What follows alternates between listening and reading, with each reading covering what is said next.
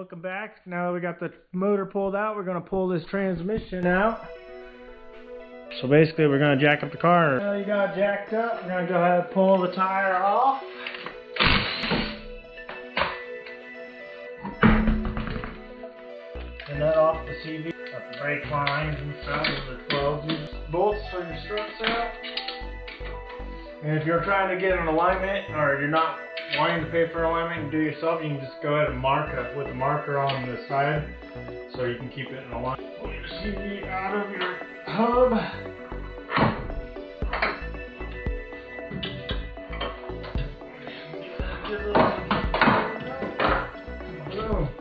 Just like that, you got your CV axle out. When you're underneath the car, you're going to take this driveline cover off. Sometimes you have to take your exhaust off, so I don't. So if you do, I would do that before then. And you're going to come in here and pop these driveline bolts, pop them loose. Okay, next step is come up here to your carrier bolts.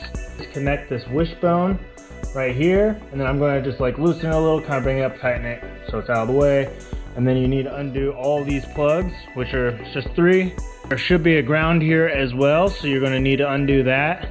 Pull the shift knob off and all of this bezeling. And then you got your 410s down here. Pull the shift, all this down so it's out of your way. Comes right out when you drop the transmission. Okay, once you're back underneath the car, you're gonna grab a 12, and you got these 2 bolts up here for underneath the shifter. Obviously I put a jack under here, got it all set up and secure for me. 414s for this bottom side of this bracket. And you can do this side. You're gonna let it down just a tiny bit. Careful, those of you that are doing this by yourself. It's pretty dangerous. And just like that, you got the transmission pulled.